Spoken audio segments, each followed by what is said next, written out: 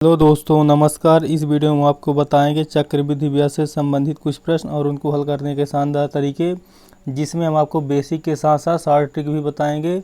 तो आप उस शॉर्ट ट्रिक के माध्यम से कम समय में उसका आंसर दे पाएंगे, जो कि जैसे कि आप नॉर्मल से 2 मिनट तक लगा देंगे, और अगर शॉर्ट ट्रिक से आप इसको करेंगे तो लगभग 20 सेकंड के अंदर उस प्रश्न को आप सॉल्व कर पाएंगे। तो आइए बढ़ते हैं प्रश्न की ओर। पहला प्रश्न आपके सामने रहा। यहाँ पर दिए हुए एक व्यक्ति 10,000 रुपये की राशि चक्रवृद्धि ब्याज की 10% वार्षिक दर से 3 वर्षों के लिए निवेश करता है। 3 वर्षों बाद उसे चक्रवृद्धि ब्याज के रूप में कितनी राशि प्राप्त होगी। यहाँ पर ब्याज क्या बोला, चक्रवृद्धि ब्याज बोला गया है। अब इसको कैसे करते हैं, जैसे कि आप अगर एक सूत्र देखेंगे सिंपल तरीके में जो होता है, तो यहाँ पर P होता है, फिर कोष्टक, फिर गुणे होगा या कोष्टक कर जाएगा, फिर 1+R/100 और गुणे में यानी टी, जो भी आपको करना है। समय ऊपर होता है, समय आपका, तो मूलधन होता P गुणे 1+R होता है, जो यहाँ पर R होती है, R होता है दर, और बटे 100 गुणे n। अब इसमें आपको कैसा करना होता है कि यहाँ पर आपको मान रखना होगा। ये आपको हम सिंपल तरीका पहले बता रहे हैं। तो 10,000 रखेंगे और फिर कोष्टक में हो जाएगा 1 प्लस होता R की वैल्यू यहाँ पर दर कितनी दी, 10, और बटे में 100, और समय कितना दिया हुआ आपको, 3 वर्षों का। इस तरीके से आप इसको करेंगे तो यहाँ पर फिर से 1,000 आ जाएगा। सॉरी, ये जो 10,000 फिर से उतर कर आ जाएगा आपका। फिर यहाँ पर क्या हो जाएगा, एक इसको अब थोड़ा सा यहाँ पर करके दिखाते हैं। जो 1+10/100 दिया हुआ है, 10/100 दिया हुआ, 10 से 10 कट जाएगा, फिर कितना बचेगा, 1+1/10 बचेगा। इसको कैसे सॉल्व करें आगे, तो एक मतलब इसमें लघुत्तम पहले लेंगे, एलसीएम होगा आपका। एलसीएम किसका किसका होगा, 1 और इसका बटे में 1/1 माना जाता है, तो 1/1 + 1/10 होगा। तो इसको पहले इसको हल करेंगे, जो भिन्न है भिन्न को हल करेंगे तो लघुत्तम 10 आएगा। किसका किसका, 1 और 10 का एलसीएम है, जो लघुत्तम 10 आएगा। फिर 1 से भाग देंगे 10 में, 10 बार जाएगा, और 10 का गुणा 1 में करेंगे तो यहाँ पर 10 हो जाएगा, और प्लस है। फिर 10 का भाग इस 10 में देंगे, तो 10 का भाग यहाँ से जो 10 है, इस 10 का भाग यहाँ पे एलसीएम वाली 10 में देंगे तो कितना आएगा, 1 बार जाएगा भाग, और 1 का गुणा में करें तो 1 आएगा। तो यहाँ से क्या हो जाएगा, 11/10। तो इस पोर्शन से आपको जो दिख रहा है 1+10/100 का जो दिख रहा है, इस पोर्शन से आपको आएगा 11/10। अब इसको 11/10 जो आएगा, इसको हल करते हैं। यहाँ पर लिख लेंगे डायरेक्ट हम यहाँ पर। तो यहाँ पर गुणे कितना बच जाएगा, 11/10। तो 11/10 बचा यहाँ पर, 11/10, और इसकी घात कितनी दी, घात यहाँ पर 3 दी है। घात 3 का मतलब है कि वो 3 बार 11/10 गुणे 11/10 करके 3 बार आएगा। अब यहाँ से आगे करते हैं इसको।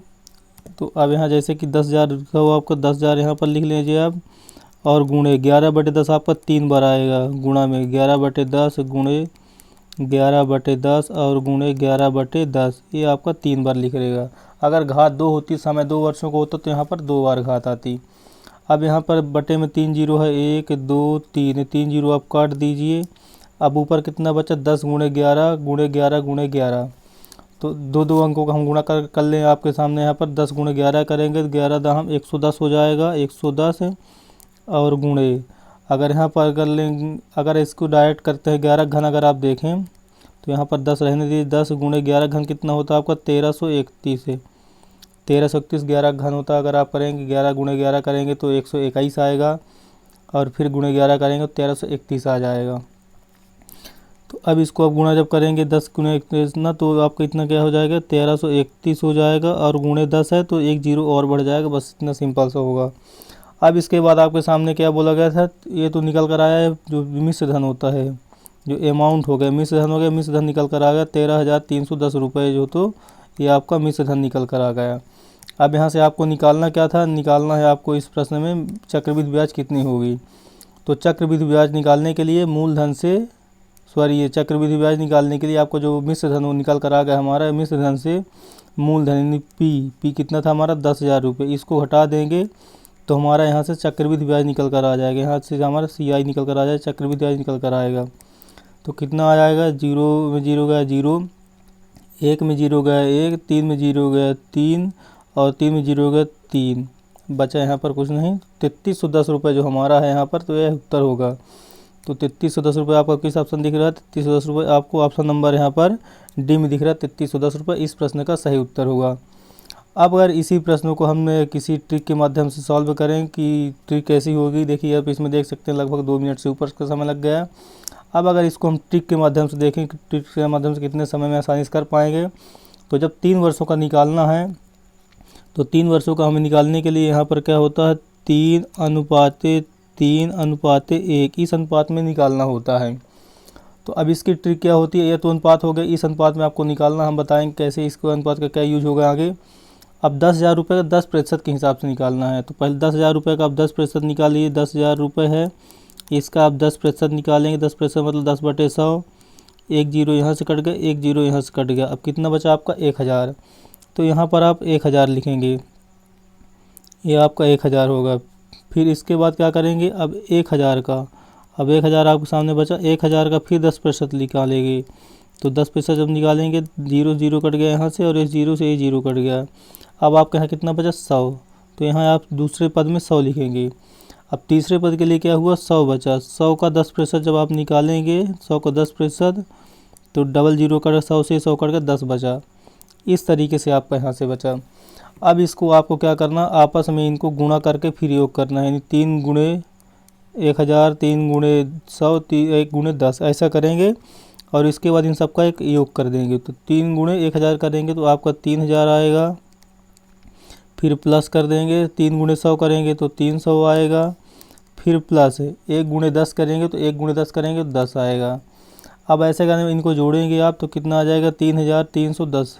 यहाँ से आपका योग कितना आ गया, 3,310 रुपये। आपका यहाँ पे सभी का अगर योग कर देंगे, सभी जोड़ देगा, 3,310 रुपये आया। तो आपको इस शार्ट ट्रिक से करना है आपको इस सवाल को। ऑप्शन नंबर इस प्रश्न का हो जाएगा, ऑप्शन नंबर डी, 3,310 रुपये इस प्रश्न का सही उत्तर हो गया है। अब बढ़ते हैं अगले प्रश्न की ओर। अगले प्रश्न को हम डायरेक्ट ट्रिक्स में आपको ट्रिक के माध्यम से समझाने का प्रयास करेंगे कि इसमें डायरेक्ट ट्रिक के हिसाब से कैसे करते हैं। डायरेक्ट ट्रिक से इस प्रश्न को हल करना है आपको। तो ये 3 वर्षों का दिया हुआ है, तो क्या करेंगे, 3 वर्षों के लिए 3 अनुपात में इसको लिख लेंगे, 3:3:3:1। पहले 2 में 3 3 रहता है और आखिरी में 1 रहता है।